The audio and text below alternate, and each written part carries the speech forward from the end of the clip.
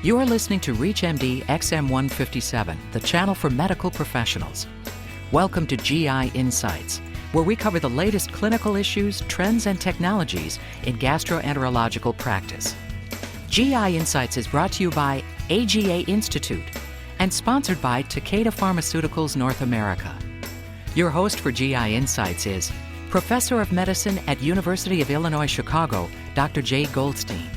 You can't not read a medical journal nowadays without hearing about colorectal screening for cancer. It's of increasing interest to all practitioners around the country. Equally in the news is CT colography, a newer way of imaging the colon and touted as a way of colorectal screening. Join me today as we speak with Dr. Don Rockey, Chief of the Division of Digestive Diseases, a gastroenterologist, and Professor of Internal Medicine at the University of Texas Southwestern Medical Center. Dr. Rockey, thank you for speaking with us today. I hope you will enjoy speaking with the colleagues who are listening to ReachMD. Well, let's get right to the point. What is CT colography and where does it fit in?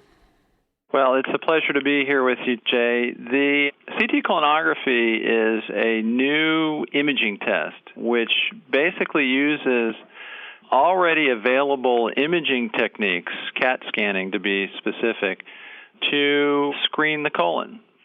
It is a structural examination of the colon. It is probably less invasive than colonoscopy, and that would be, I think, the major benefit for the patient. Well, that's interesting. My patients come in and they say they want to have this done because they say to me it doesn't require the preparation as a regular colonoscopy, it's not as invasive, and it's less risk. Are those things true? Well, some are and some are not. In fact, the other name for CT colonography or CT colography is virtual colonoscopy. And in fact, as it is performed today, the test is anything but virtual.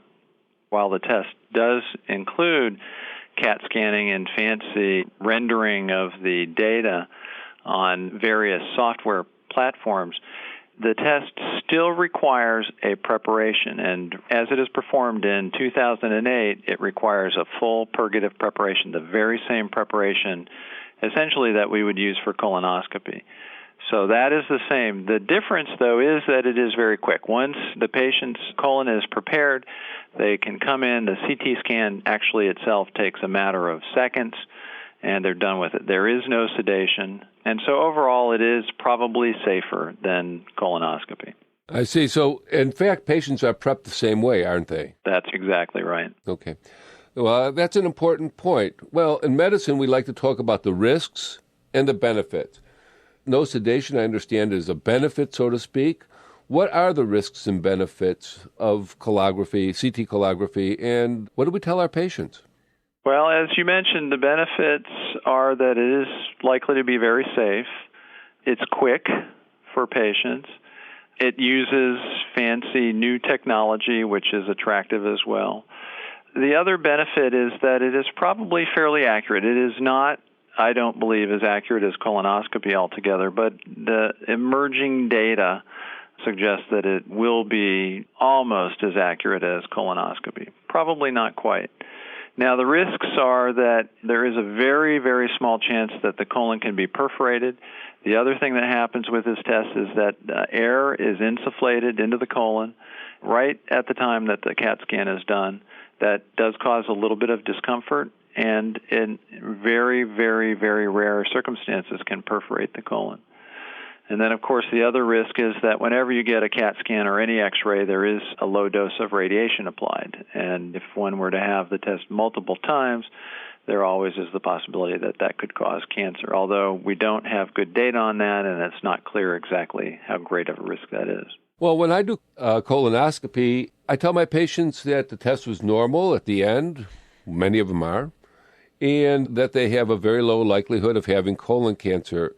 Is that same negative finding equally as important or as positive using CT colography? Well, that's a good question. I think that the answer is probably yes, and that gets to the accuracy of the test. There will be a new study. Actually, there'll be two new studies coming out probably in the next several months. One is known as the acclaim trial.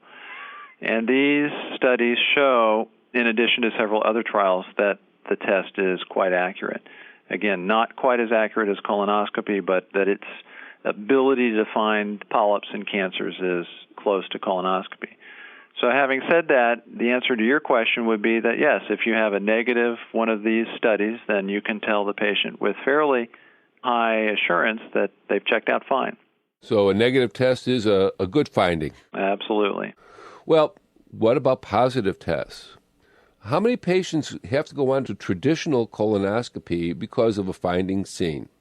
Another important question. The way this will likely work is that if a polyp or cancer is identified, then the patient will need to go and have a full colonoscopy.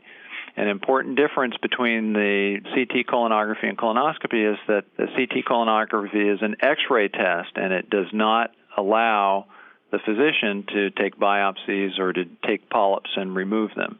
Colonoscopy can do that, and that is one of the major advantages of colonoscopy, is that it can biopsy the polyp or the tissue or remove the polyp or tissue. We have had many studies in the literature now reporting the findings in direct comparison to traditional colonoscopy. What do you think is the false positive rate for CT colography?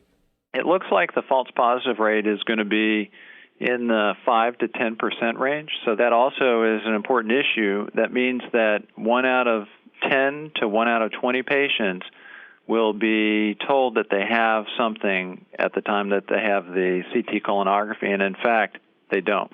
Well, that's interesting. That means that they have to go on for a second test, right? That's correct. Now, it is important to emphasize that, at least the way we perform the test here, that patients can have both tests on the same day. So they can have the CT colonography early in the morning. It can be read. If there is a polyp or a lesion identified, they can go on then on the same day to have the colonoscopy without having to re-prepare. And I would urge anybody who opts for this test to have that ability so that they don't have to take another preparation, a week or 2 weeks later. Another question I have, you mentioned the radiation exposure. Let's say you have a negative exam. Do we have any kind of insight into the future for follow-up exams and cumulative radiation dosing? Yes, this is a very important point. The U.S. Multi-Society Task Force has come out with their recommendations, and they have recommended that a negative CT colonography be followed in 5 years by a follow-up test. And that could be another CT colonography, or it could be a colonoscopy. And unfortunately, we just don't have good information about the cumulative risk of cancer. As I mentioned, there is some risk. I would urge anybody considering to get this test to ask your doctor, how much radiation will they get? Will it be the same amount that they get with a mammogram or a chest X-ray or some other sort of procedure? There is radiation associated with this test, and I suspect that it will actually become less as we get better at it. It's certainly better than not having colonoscopy or screening. Is that true? Absolutely. Screening is an absolute must nowadays. There's no reason not to be screened. There are actually other tests that are effective as well, tests that have almost no risk, such as guaiac-based stool testing or immunochemical-based stool testing. These are just very simple tests where the patient provides a small stool sample on a card, and it's tested for blood. If blood is identified, then your doctor will recommend further investigation.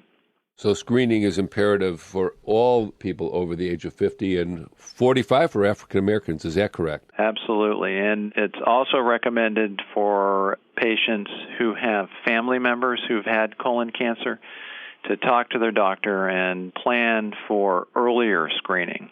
Very good. Well, let's turn our attention to some of the listeners who may be gastroenterologists in practice. What are the implications, or what role will they play in the development of this technology and its expansion out into the community? This has actually been a very controversial area, and as a gastroenterologist, you and I recognize that this is an important potential screening test. We also recognize that we deal with these patients every day and are able to triage them very effectively. So the American Gastroenterological Association and others have proposed that gastroenterologists actually learn how to read these tests as part of their ability to screen the colon and manage patients with colon disease. And there actually is a little bit of data that suggests that gastroenterologists should be able to do this. Right now, radiologists are the primary providers of this test.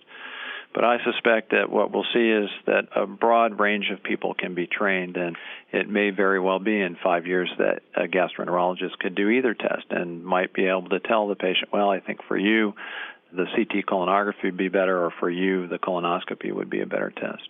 All right. I think we can spend many hours talking about this, but I would like to thank you today for being with us. You've been listening to Dr. Don Rockey, who has given us some insight and better understanding of CT colography and its role in colorectal screening. Thank you very much, Dr. Rockey, for joining us tonight. It's my pleasure, Jay. You have been listening to GI Insights on ReachMD XM157, the channel for medical professionals. GI Insights is brought to you by AGA Institute and sponsored by Takeda Pharmaceuticals North America. For additional information on this program and on-demand podcasts, visit us at reachmd.com and use promo code AGA. If you enjoyed GI Insights, mark your calendar for an exceptional educational event. The 2009 AGA Institute Clinical Congress is an in-depth 3-day review of clinical gastroenterology. You'll hear from renowned experts in the GI field who will address today's most relevant clinical and practice management issues. The Congress takes place on January 23rd through the 25th in Las Vegas. For registration and information, visit www.gastro.org. Takeda Pharmaceuticals North America is proud to sponsor this important and quality programming for ReachMD listeners. Takeda does not control the editorial content of this broadcast. The views expressed are solely those of the guests who are selected by the AGA Institute. Based in Deerfield, Illinois, Takeda Pharmaceuticals North America is a wholly owned subsidiary of Takeda Pharmaceutical Company Limited, the largest pharmaceutical company in Japan. In the United States, Takeda markets products for diabetes, insomnia, wakefulness, and gastroenterology, and is developing products in the areas of diabetes, cardiovascular disease, and other conditions. Takeda is committed to striving toward better health for individuals and progress in medicine by developing superior pharmaceutical products. To learn more about the company and its products, visit www.tpna.com.